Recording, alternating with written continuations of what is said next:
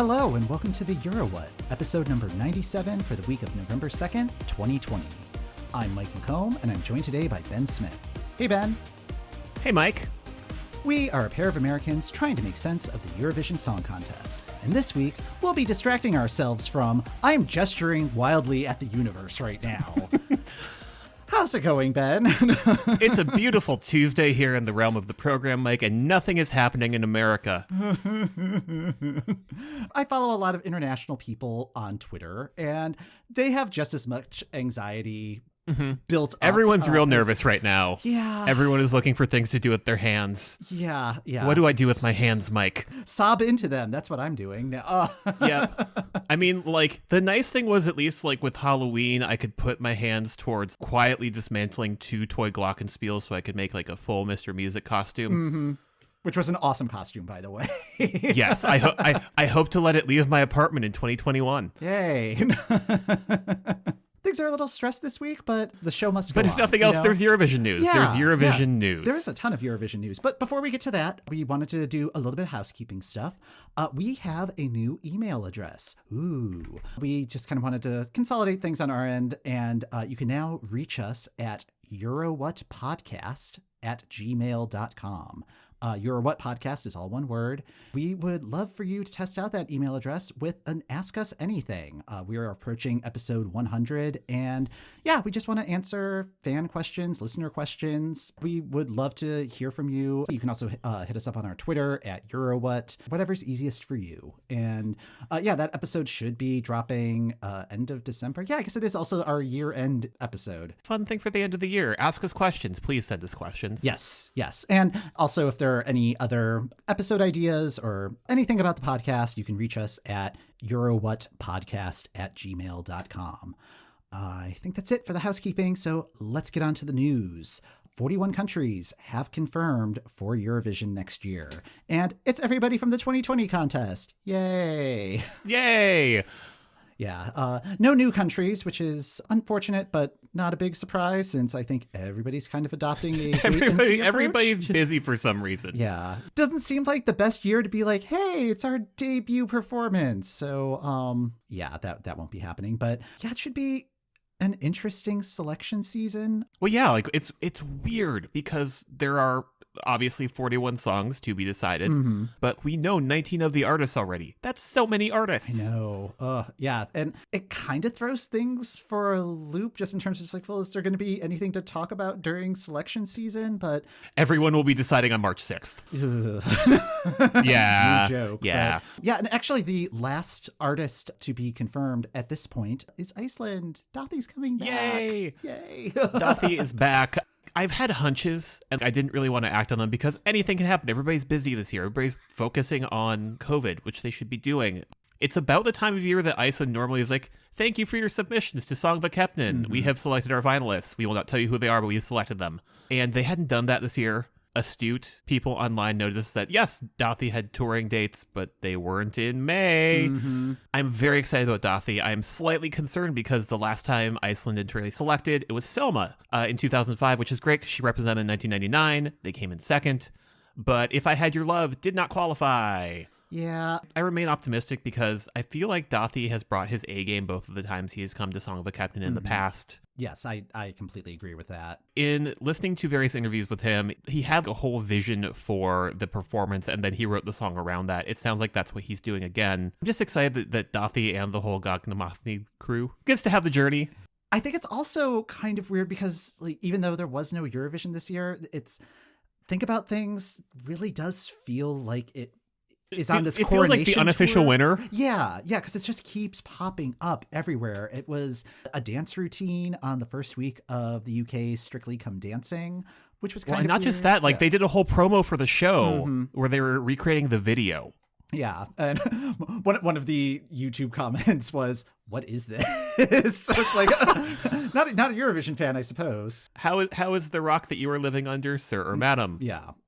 It was used as a performance on Belgium's version of The Masked Singer to kind of tie it into our last episode. And there was also speculation that it may be Loic from 2015, who was the deep sea diver. I think that was what that costume was. But yes, again, Eurovision, Masked Singer, flat circle, Venn diagram, all of it. So this is the new aftermarket for the program.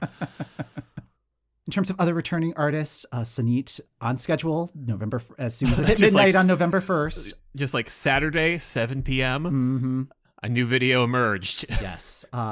It rose like a phoenix out of a swimming pool because it was Rise Like a Phoenix with Senhit topless in a swimming pool. Topless. Yeah, wearing these like metallic wings that looked kind of cool. And then also what I originally thought was a Ron Swanson mustache. But I mean, in fairness, I did need to be explicitly told at the end of the video that this was a Freddie Mercury tribute. Yes, which really should have been apparent since it had the "We Will Rock You" stomp stomp clap thing at the beginning of the video.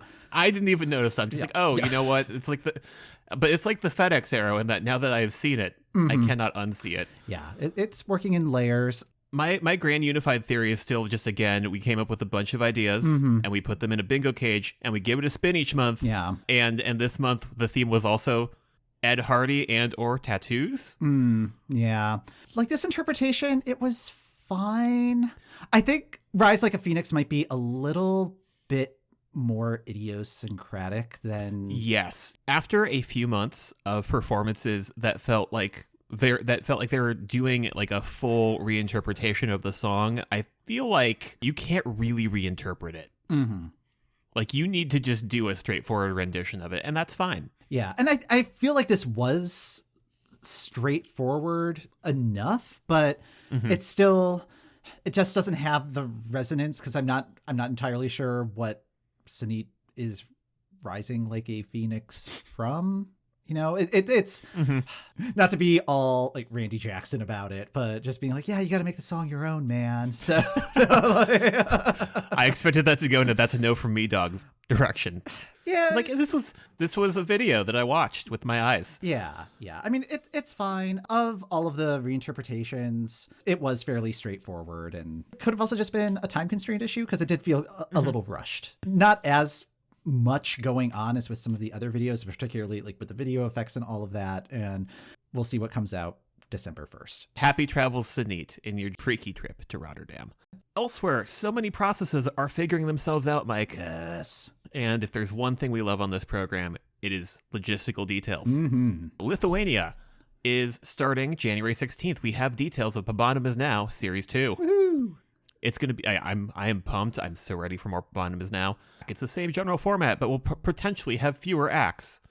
What this means is that there will be a minimum of 20 and a max of 36. So, okay. Yeah, I have to wonder, part of it is we don't want it to go back to the marathon days where it's just like, oh, well, 80 people submitted songs, so we're going to have 80 entrants. And... Great news, we have 80 songs, and next week we will have 92. Yeah, so I like that they're setting themselves up for success. And I mean, even if it is just the minimum of 20, it could be a semifinal format kind of similar to what Norway is doing, where it would be like 5 songs per week and 1 song advances, or they could have the maximum 36 and have it be the like cutting the field in half each week format that they used last year. So they've got a lot of options, and they seem really dead set on making this process work again. I don't mind the cutting the field in half, just because you got to see how songs start out one way and go on a journey in terms of performance of teams trying things out.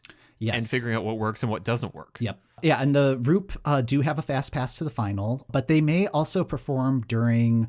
The article I read was a little unclear if they're going to perform during each heat or be like plugged into individual heats, maybe to even out the field if there's like a 5-song week 1 week and a 6-song field another week. Let's trying to get some balance to the show, but their first performance won't be at the final is the point. So an interesting element to add to the mix. And they're also focusing on songwriting this year, which I think was also a focus last year, or at least it felt like that, where they also are making it very clear once again that performers may only be paired with one song. They're not going to have the Monica Maria. Yeah. One performer, one song. Yeah. If anything, she's getting a rule named after her, so that's nice. The Monica Maria. Yes. It's a legacy. So... Croatia is still figuring out the details for Dora, but a lot of it seems to be set up. They're going to have 14 acts this year instead of 16 that they've had the last couple of years. And they're limiting the number of people on stage to 5, even though 6 is what's allowed at Eurovision. And they're also allowing pre-recorded backing vocals to be in line with what the new ESC rule is allowing. In terms of backup vocals. I think a lot of these changes have to do with COVID precautions and social distancing and that sort of thing. But I like that this process is being explicit about like, well, Eurovision's changing the rules. Let's use the Eurovision rules to make our selection. If you are presenting your song, present it like it's going to be on the stage. Mm-hmm. They're also opening up their language rule, which I didn't realize that there was a language rule in play. Previously, entries were limited to the languages of Croatian, English, French, Italian, or German. Now you can do whatever you want. So I don't know, maybe Thomas Gieson will want to do a Swedish entry for Dora. I kind of hope not. I like what Croatia's been putting out, so I don't know if they need that sort of influence. But someone in Croatia who only writes songs in constructed languages got very excited. Ooh. Now I'm very excited. It's been a while since we've had a Conlang song. Yeah. So we should find out more details as the event gets closer. And right now it is scheduled for February 13th. So mark your calendars. Possibly in pencil. Yes. I'm not sure if that date is set in stone yet. So at this point, what are events? What is a calendar? Mm-hmm. Finland and UMK has selected 7 artists, which is up 1 from last year. The artist will be revealed in January, and there is no word on if Axel has submitted anything. Again, we are marking things in pencil, but that is scheduled for February 20th. So maybe we won't have everybody on March 6th, Mike. That would be nice. Although, looking at the calendar, middle of February is starting to pack up. But that's usually when a Super Saturday creeps in. So yeah, that's a good time for a Super Saturday. Yeah. But, y'all, you can spread it out, particularly since there's not as much selection competition this year. Just a thought. And then Denmark released details for their Melodi Grand Prix. They will be one of the ones on March 6th. And they are making some major changes from last year's show. It's going to be in studio. It won't be the giant empty arena like last year's kind of creepy final. It's going to be 8 contestants instead of 10. Again, it's just going to be something that's going to have to adapt and adjust based on whatever restrictions are in place for everybody's safety. There wasn't any indication if they're going to do the same radio airplay pre-selection thing that they did this year, which I thought was a really cool idea, but yeah, I like the idea of that, but maybe not the most important thing at the moment. Yeah. Calendar's starting to fill up. I'm very excited about that. So it's nice to be excited about events again. Yeah. One thing to get excited about that is coming up very soon is the ESC 250. Voting for that begins on Monday. If you're not familiar with the ESC 250, it's a fan vote of your favorite Eurovision songs from the entire Eurovision catalog. You're able to submit a ballot with your 10 favorite songs. All of the votes will be tabulated and presented as a radio countdown on ESC Radio on New Year's Eve. And even though the 2020 songs did not compete technically, they are part of this year's ballot. It'll be interesting to see how the 2020 songs fit into the overall lineup, and also how older songs fit into the lineup. Yes, particularly with Eurovision Again. That I'm most curious about is what has Eurovision Again unearthed and put back into the Euro fandom's focus. I hope to see movement for Sufi. Yeah. I expect to see movement for Sufi. Yeah, I'm expecting a few more Turkish entries than perhaps the last couple of years, just because of Eurovision Again. A lot of classics and a lot of new discoveries. Like there were a lot of songs that have come up, particularly in the more retro contests, where it's just like, oh wow, this one's amazing, and like I would have had no context for it otherwise. Voting begins on Monday, November 9th. Get those ballots in. We will definitely be tweeting that out and spreading the word on that once it goes live. That is the end of the news desk. A couple weeks ago, I wasn't sure what we were going to talk about, but what was nice is that it gave us a chance to kind of dive into what other Eurovision media is there. I don't know about you. Even outside of the context of like this current election, the last few like presidential elections, my strategy has just been like, all right, I'm going to early vote if that's available, or vote as early in the day as possible. And then just kind of shut myself off from social media, live TV news coverage, all of that. Usually just go to the movie theater and watch a whole bunch of movies in a row. And that's not really an option this year. So no, it's not an option this year. Yeah. So like trying to find other ways to escape without falling into like Twitter. So and like on my side in 2016, I went to a friend's election party and nope the heck out of there. Oh, geez, yeah. A couple hours in because I was getting real stressed out and did not want to be in a room with other people. Now we'll be just like potentially programming myself a bunch of movies from the Criterion channel or reading a lot of books. Yes. It depends on what I will have the focus for. Yes. Yes. So we thought it would be a good idea to maybe try to find some alternate media that has some sort of Eurovision connection, some more directly connected than others. And we have some books and movies that might be of interest to you. On the book side of things, it's an interesting space in that Eurovision books tend to be on the nonfiction side. And for this, I ended up reading something on the fiction side, which we have talked about books using Eurovision as like the fictional basis for something back in episode 31. So way back there. Were we ever so young? Yeah. Yeah, we apparently were. But yeah, we were discussing Catherine Valente's space opera. That was an interesting attempt to kind of mesh the mechanics of the Eurovision Song Contest and like a clear love of the author of everything Eurovision is with Douglas Adams-esque sort of space drama in that between planets there is a Eurovision every year, essentially, and Earth was finally invited. Yes. That's the most major release book-wise, a fiction book that involves a Eurovision element. Looking on Amazon, there's also a few other options, and a few weeks ago, one of the books popped up and was free on Amazon. So that's how I ended up reading 3 Minutes of Eternity by Alon Amir. Let me give you the full title. That it is 3 Minutes of Eternity, a uniquely staged adventure based on real events of the famous song contest, the Eurovision. Okay. Yeah. I was promised that I would get a look at the behind-the-scenes secrets of Eurovision stars and glimpses into the political intrigue in Israel surrounding the competition, corruption, romance, and off-camera. Okay. Yeah, you may be saying, Ben, that's not really a sentence, and you are correct. What questions do you have about this book, Mike? Is it about a specific contest, or like what is the story that it's based on? That felt slightly questionable to me. Azerbaijan is the country hosting the contest, which made me think, yes, it's 2012. But there's a mention of a Conchita-esque performer where I'm just like, okay, so it might not actually be 2012, and like the artist that's being followed is definitely not Israel's 2012 person. When did the book come out? Yeah, the book was published in 2018.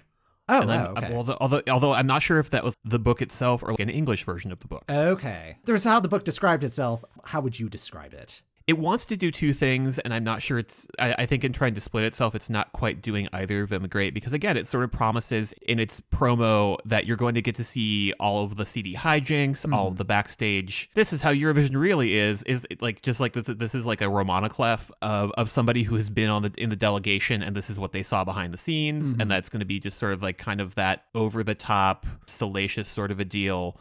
About 60% of the way into the book, there's a kidnapping plot. Okay.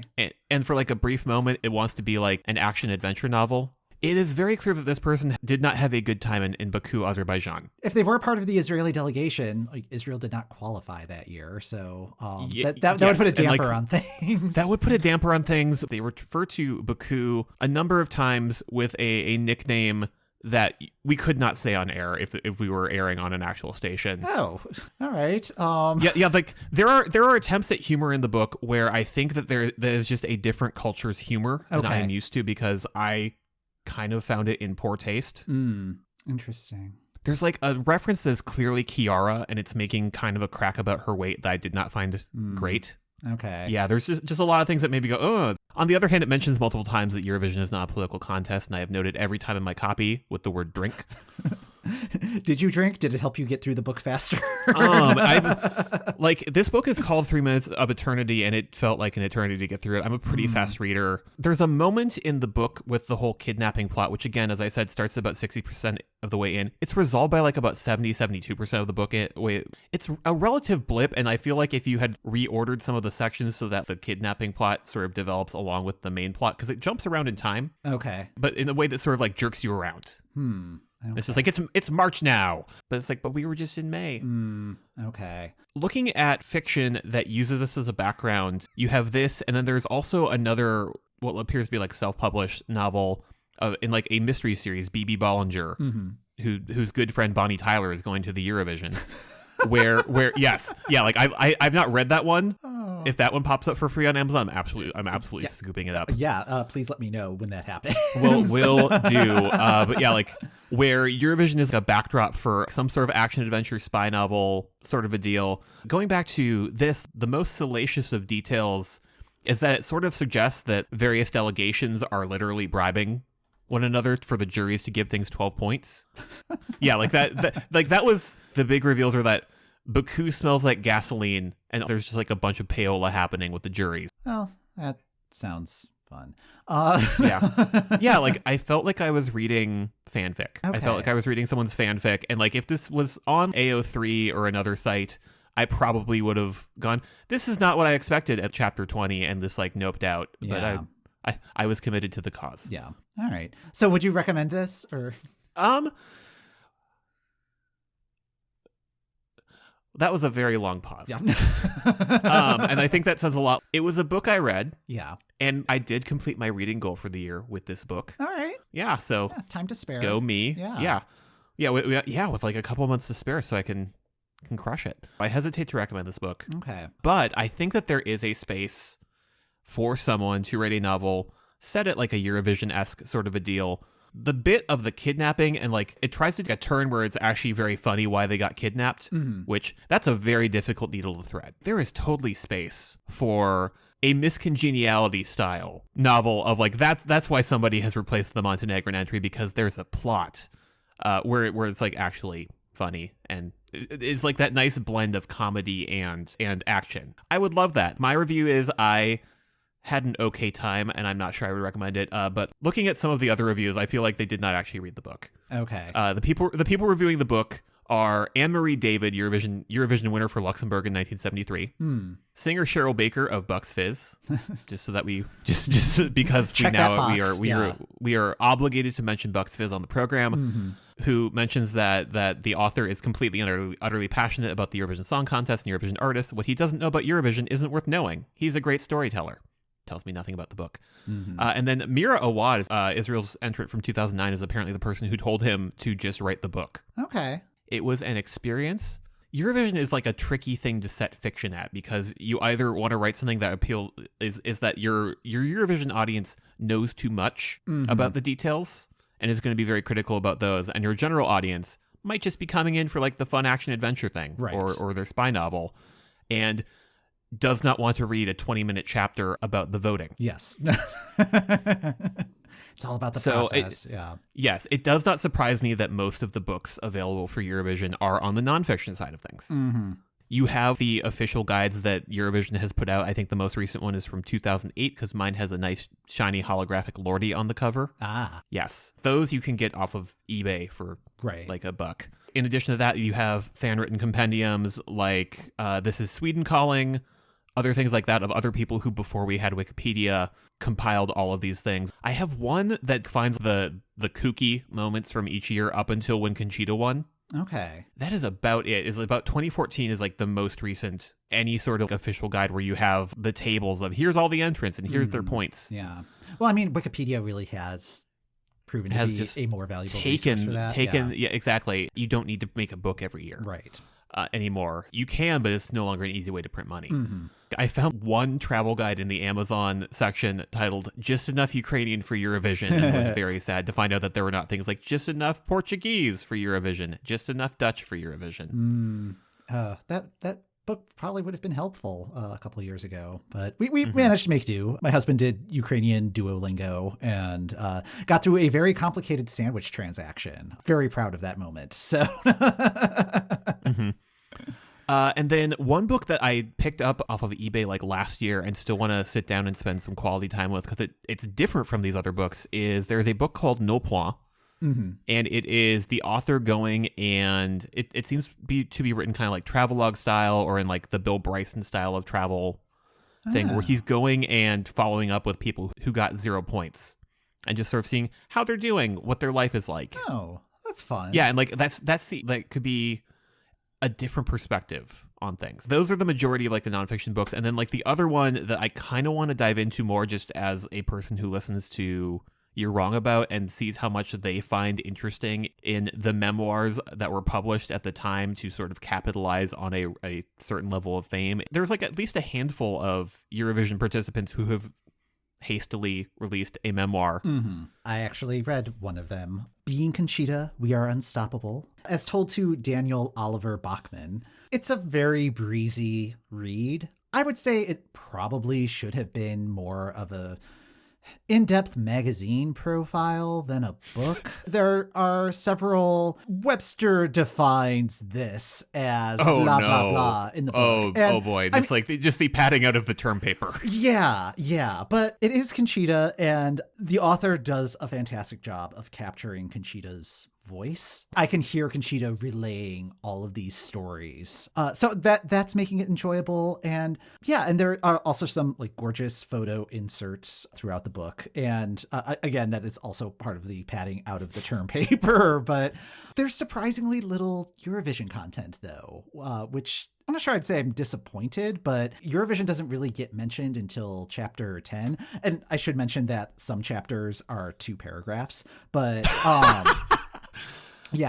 books. But talking about Eurovision and just being very matter of fact about it and just being like, oh yeah, I went and did my performance. It went really well. Everything worked out in the end. The second half of the book is more about all of the opportunities that Eurovision was kind of a stepping stone towards. So getting to work with like a whole bunch of different people in the fashion industry and different artists and photographers and getting the message about acceptance and equality out there and just being like a spokesperson for progress. I think we all know how awesome Conchita is, and this book just kind of reaffirms that. And yeah, it's a very short read. Like it's only like 175 pages. So again, it could have been like a very special issue of People. Yeah. And I would recommend it. It would be good if for like if you were taking like when we can go on planes again. It's a great like airport read. Like if you're looking for like deep Eurovision insight, there's no real backstage chatter or anything like that. No hot goss, which I think is what I really wanted. And like that's why you're coming. That's why you're coming to the hastily produced memoir. Is you want the hot goss about the thing that we know the person for. Yeah, I guess that is also kind of brand Conchita, where it's just like just going to speak favorably of everybody. So I would recommend it. Don't go in with high expectations, and you can possibly pick it up at your local library. That's what I did. So. Doing the library research for this one, like what is available if I type Eurovision into my local card catalog, and it turns out more than I expected. Yeah, I mean that was what kind of kicked off this whole episode. So. Elsewhere in the memoir space, Slavko from Montenegro in 2017 also has a book that came out a few years ago. It has not been released in English, so I like my Montenegrin is rusty at best. And I would love to know more. And like I looked at the Goodreads page, and like 2 people have rated it, and they have rated it a 1 star. So similar to the Conchita book, it's 118 pages, something that's about the size of like a special double issue of Us Weekly. Yeah. In length, lots of pictures. Yeah, and I mean, also have to consider they were both very young when those books came out. Like not super young, like they weren't teenagers or anything, but it's just like right, but not a whole life lived quite yet. Not a whole lot to memoir about. Yes, but so I cannot confirm or deny what kind of hot goss is in the Slavko book. Okay, fingers crossed an English version will be available. Well, you were focusing mainly on books. I spent this weekend doing a lot of watching of movies. There are a surprising number of Eurovision-adjacent movies, documentaries, fiction films. One documentary that I'm pretty sure we've talked about before on the show, Sounds Like Teen Spirit, which is about the 2007 Junior Eurovision Song Contest, which happened to take place in Rotterdam. It also has a number of grown-up Eurovision alumni. Navina from Serbia, who was part of the group in 2013 and represented Serbia in 2019. She was a contestant at that Junior Eurovision. The group Ogene, they weren't known as Ogene at that point, but they represented the Netherlands at Junior Eurovision 2007 and then as adults in 2017. And Frida Sandin, who represented Sweden at the Junior Eurovision Song Contest, her sister is Molly Sandin, the woman who provided the vocals for Fire Saga. So yeah, that's a interesting time capsule. I do kind of want to go back and rewatch that one because I watched it very early in my Eurovision upbringing and like to see how it hits differently now. I ended up yesterday needing a break from reading the book I was reading, going to my YouTube watch later where I've had Naked Eurovision, which is this BBC special from 1998 when they hosted. In there since we watched the 1998 contest. Now is the time to do this. Yes. Who knows when this is going to like no longer be on YouTube. Let's just do it. And there was like an interesting level of tie-in with what I had been reading in that I feel like both this special and 3 Minutes of Eternity set out to kind of show behind the scenes on some level, but also specifically reflect the tone of their author. In ways that are both good and bad. In watching this, I was like, oh, these are all of the seeds about how the BBC feels about Eurovision. Okay. Terry Wogan does not appear, but you can kind of just feel his presence in that it's chatting about, can you believe all these people want access to this? It's like, yes, I can. Yeah. And like there's like moments like that in the book where it's just like, can you believe that all these blogs that nobody reads want to ask questions to people? Yes, I can. Let people love what they love. Let people like what they like. There's like, on the other hand, like there's some very charming like vox pops in Birmingham of people who are just so excited that all these different people have come to Birmingham of all places. I spent like 2/3 of the special going, who is the host? Why do they feel familiar? It's hosted by one half of Right Said Fred. Huh. Yes. Wow. And like that sent me into like a whole weird spiral of like, did Right Said Fred turn into a TV presenter?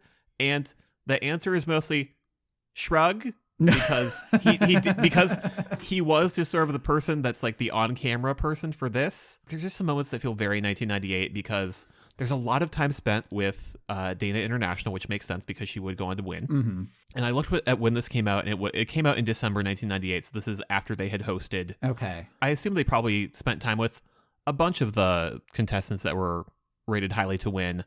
But like there's some moments that feel very 1998, both in fashion and just in like, this is how we did TV documentaries then. And like I feel like that was more informative and illuminating about behind the scenes stuff than the book I read was. Okay. Because there's like some great backstage shots of like, this is how we loaded all of Malta's candles onto the stage. I just remember Twitter going nuts over Gildo when we rewatched 1998. Oh, right. And just getting to see one half of Right Said Fred be absolutely captivated by the dress rehearsal. Yeah. and of just like, yeah, like most countries just send like an attractive person, and like Germany's sending this, and this is really cool. Yeah. Great news. 2020 also agrees. Yeah. We love Gildo. That's nice. Check it out. It's a very nice slice of 1998. And I'm always here for that. The other documentary that I watched was available on Amazon Prime. It's called Monster Man. And it's a documentary about Mr. Lordi of Finland's Lordi. It's about life after winning Eurovision. Lordi returns to Finland. They're treated as national heroes.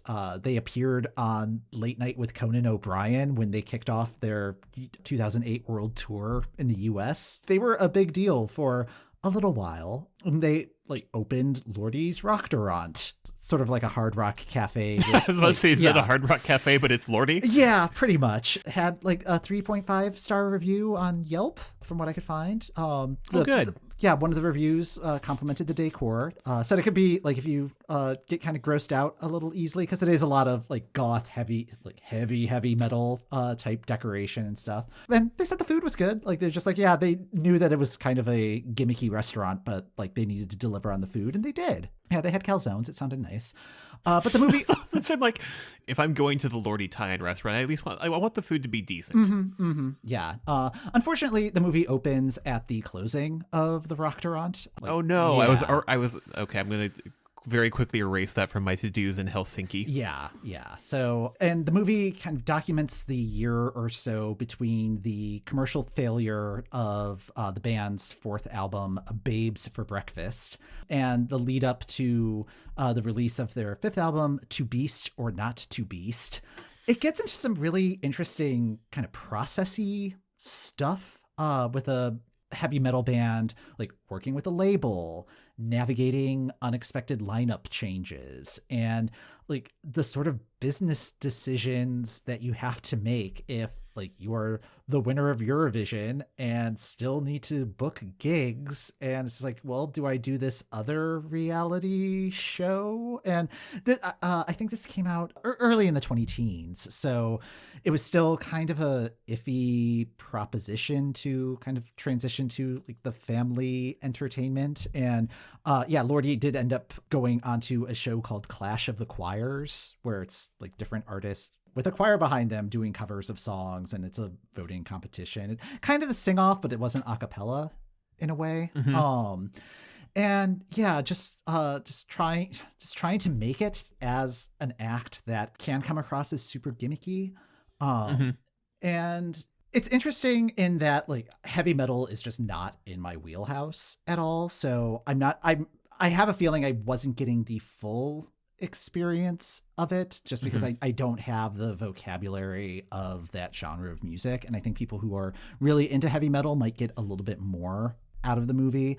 The presentation's a bit film schooly, like just different shots and motifs, and it just feels very staged in a number of ways, but it does capture some like real moments as well. You get to meet Mr. Lordi's mom, who seems like a really cool lady. She's just very supportive of her son and like super, super chill. And I love a supportive heavy metal mom. Yeah. And like, if you look at her, like you would not expect that like her son is Mr. Lordi at all. She just seems like a mom, but like she like goes to like all of their gigs and it's just like, oh yeah, do you want me to make sandwiches for the band? Like that sort of thing. So and the documentary, it's only an hour, so it's not a huge time commitment. And I think for the process elements, I would recommend this movie. In terms of the overall story, it's fine, but I don't think it would be an hour wasted. You have sold me. Like I'm absolutely adding that to my Prime list. Yeah, and we'll have a link to that in the show notes. Also available on Prime. Heading to the fiction movies, The Apple is still on Prime, and you can watch it. It's still on Prime. It occasionally goes away, but it will come back again, my friends. Yeah. And we're not going to go into detail now because we already did that on the show. Yeah, but we'll link to that episode as well. You can get Ben's. How would you describe your relationship with? I mean, is it a good film? No. Is it an entertaining film? Yes. Okay. Yeah. Yeah, there were two other movies that came up in Eurovision searches. One that had been on my radar for a while is Souvenir. Came out, I think it was initially released in 2016 and then kind of got more of a stateside presence in 2017. Let me read the description from the back of the DVD. Thank you, Chicago Public Library, for having this available. Lillian, Isabelle Huppert, lives a modest and monotonous life. By day, she works in a pâté factory, and by night, she sits on the couch and watches TV. One day, a new worker named Jean, Kevin Aziz, arrives. The two form a platonic relationship, but Jean grows increasingly convinced that he recognizes Lillian from a European singing contest he saw as a child. Eventually, Jean convinces Lillian to confront her past. Souvenir is a beautiful portrayal of a friendship between two people from different generations who come together to make a life-changing comeback. Now, up until the part where it says she encounters a new coworker, that's all true. Everything after that is completely wrong. Unless platonic means something different in France, it's a May-December romance movie. I'm going back and forth on this movie where it's even though it was released in 2016, it takes place 2004-ish. They make references several times to it being about 30 years after ABBA won this European song contest, which I think works. And it's a clever story decision because France did not compete in 1974. So it allows for some like plausible shenanigans, I guess, yes, in making that work. And it also like solves the age problem that Fire Saga had, where like Sigrid would be at best pushing 50 and still being like, I want to have a kid. The story kind of falls apart instantly because I mean, like, as I said, it's a May-December romance, but Jean is 22 in the movie, which would have made the contest that Lillian appeared in, she performed under the name Laura, it would have been like 8 to 10 years before he was born. So like that part is confusing, and there's a lot of character beats that just do not make sense, and conflict that erupts out of nowhere. And yeah, so like what's driving the drama of the film, just it either isn't all that interesting or just does not make sense. The music in the movie is really pleasant. It feels very French at France at Eurovision. I'm just like, I assume that this was a very French film because the main character works at the pâté factory. Yeah. I mean, like it starts out great. Like you can tell that the director has seen a number of like Wes Anderson movies. Like there's a lot of like geometry and color blocking, and I was on board almost instantly. It was just like a very visually pleasing movie. I really like Isabelle Huppert. Like she just has this charisma about her where it's like, yeah, I'm just gonna watch probably anything that you're in. Even that, what was that weird movie where like, was it Chloe Grace Moretz like returns her purse and then like it turns into like a psychological thriller or something? I only saw the trailer for that. But it's just like, Isabelle Huppert, you get yours. And make that money. Yes, get that trade. That was part of my notes with regards to the platonic relationship to the platonic relationship. Yeah, if anybody can arrange a platonic relationship with me and Tom Lieb, again, eurowhatpodcast@gmail.com. eurowhatpodcast@gmail.com. Platonic relationship. Yes. So the songs in the movie, and there's only a couple that are prominent in the film. There's the one that she performed called Souvenir at the 1974 contest. And they did a really good job of creating a track that felt very 1974 Eurovision. Like I think it would have fit right in with the rest of that field. And yeah, they also do this like sort of retro performance. Like you could see video of her performing at this, and it's like, okay, that was really cool. And then the song that is the centerpiece of her big comeback is called Joli Garçon. And I didn't really care for the performance in the movie. Like it didn't make sense the way that it was being performed for like the audience to go gaga over it.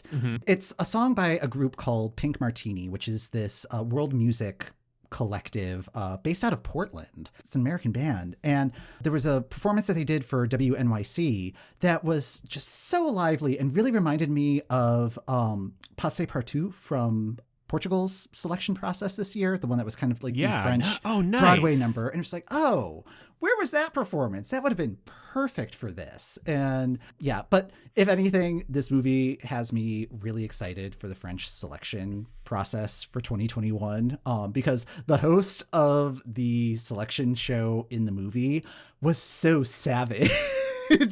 And like he's telling like some teenager who was getting booed off of the stage in the semifinal. It's like, oh yeah, you could try again next year, and be like, oh man, France is back. And also saying like, oh, and now rising like a phoenix and crawling out of the ashes, here's Laura. It's just like, oh man, I cannot wait for France to come back. So if anything, it feels like a good appetizer for selection season 2021. So I definitely recommend it for that. And even though the story doesn't really hold up, Isabelle Huppert is doing a really good job. You can tell she's having a lot of fun in this performance. So Souvenir. And then the other movie, which Ben, you tipped me off about this one. I had no idea that it existed.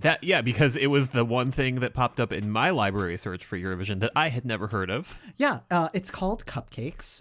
It's from Israel. It came out in 2013. It was either 2013 or 2015. It's another one of those things where it is a foreign film, which means that it probably had one release date in its country, and then by the time it got over here, it was 2015. Yes. So in this one, it's set in contemporary Tel Aviv. 6 diverse best friends gather to watch the wildly popular Eurovision competition. Appalled by the Israeli entry, they decide to create their own and record it on a mobile phone. Unbeknownst to them, their performance is seen by the Eurovision judges and selected as Israel's entry for next year's competition. I was surprised by how much I enjoyed this movie. You could tell that there was affection for the subject material, but it kept in mind just how low stakes everything was. Like, nobody participating in this project is treating it be like, oh, this is Universe-song. This is everything. It's just like, I mean, the whole conceit is just like the guy submitted their video kind of like as a joke, just be like, oh yeah, they'll never select this. And then it gets selected. Everybody else in the group didn't even know it was submitted. Like the rest of Act 1 is just them being like, finding out that they are now Israel's representative for Eurovision or Universe-song. And it seemed like it was poking a lot of fun at other aspects of previous Israeli representatives. I'm particularly thinking of Ping Pong, the group that we talked about. Okay, yeah, because like I was surprised that this movie came out in like 2013 because I just assumed it was like early 2000s. Like, this is like the unofficial story of Ping Pong. Yeah, but it's like you could definitely get the vibe. Like, they even explicitly mentioned the part where it's like, oh yeah, you could change your performance, but if you do, we're not paying for your trip. So it's there's just a lot of charm to the movie. And I also found out that there's apparently a line dance that goes with Hallelujah. I don't know why I'm only finding out about that now. That does not surprise me at all. Yeah. It's a very line danceable song. And yeah, so that was fun. But I think what's also interesting about this is it was released at the beginning of kind of Israel's wandering through the wilderness in the early part of the 2010s. So I don't think anybody would have expected that Israel would be hosting the contest at the end of the decade. Like, based on how this movie was written and performed, it was just like, oh yeah, we're just trying to get back on track and not be like continually underwhelmed. It's like, oh no, you're going to win in like 4 or 5 years. Thinking of 3 minutes to 3 minutes of eternity, of eternity, not to eternity. Yeah. Like, that one also was making a big deal that like Israel had not qualified for 5 years. So this artist felt like a lot of pressure on them. Okay. On themselves. Yeah. Like there was none of that. And again, I think the song that's the centerpiece of it, it's fine. I was kind of underwhelmed by it, but again, like I feel like the music on like anything involving a Eurovision-esque contest has to be difficult. And I think that's where Fire Saga really did a good job of threading the needle. Like, I think they did come up with some legitimate entries. Like, yes. Not to go back to 3 minutes of eternity again, but like, it really skips around describing the song. Like, the plot points that the book hits are, we have not qualified in 5 years, and Azerbaijan has an open border with Iran. Okay. Like, those are the two. Yeah. Which, yikes. There's like mention that like the artist got selected and like they have to pull together the song in a month. And the only detail we get is that it's an up-tempo song. That's it. And that like the performer, when they're doing their grand final performance, just like essentially just like goes into a fugue state, does not remember the moment. Yeah. Conchita mentioned that, so which I buy that. I buy that like when you are on that big of a stage in a final like that and like you have momentum. I think that would be an interesting topic to explore at some point, is like the fictional Eurovision songs and seeing how they stack up against one another. But The last movie to talk about is one that hasn't actually come out yet, but it's one that Paul, one of our collaborators from the Eurostream project this spring, brought to my attention. Kind of coincidentally, I happened to be in both a Portugal space and a early 80s space. And there's a movie coming out at the end of this month called Pabandom, which is about the group Doce, which is a Portuguese girl group, one of the first ultra successful girl groups in Europe. And it's a biopic about them. And Pabandom is a reference to their 1982 Eurovision entry. And if you've not heard that song, it is such a bop. Yeah, I feel like we should be talking about that one more because it's just so joyful. And they're like wearing these like cowgirl costumes, but have this like really great choreography that goes along with it. They do the clapping thing, which is like, as we all know, clap-alongs are instant success at Eurovision. We love to clap. Yes. We love to clap. Yes. That one is scheduled to come out November 26th. So okay, so you're saying that like at the end of the month I will be able to say play Ya Ya Pabandom. Yeah. Perhaps. That's one to keep an eye out for. No word if that's ever going to make it stateside. I think there was a stateside version of Pabandom that was released, but I don't think it like rocketed up the charts or anything like that. So, right. Well, and like just thinking of other movies on the horizon, at some point, a song called "Hate" is dropping. Like it keeps doing film festivals. Yeah. And hopefully at some point it will be in a place where I can stream it. Yeah, there's a lot of movies and books out there. Just a lot of ways to keep busy and distracted. Sort of dive into Eurovision. Yeah. All right. So, I think that's going to do it for this episode of the Euro What. Thank you for listening. The Euro What podcast is hosted by Mike McComb, that's me, and Ben Smith. That's me. You can subscribe to the Euro What on the podcast app of your choice. When you subscribe, leave us a review, let us know how we're doing, and help other Eurovision fans find us. You can contact us through our website at eurowhat.com and on social media at EuroWhat. Next time on the Euro What, Thanksgiving approaches, so of course we'll need to talk about turkey. See you in a couple weeks.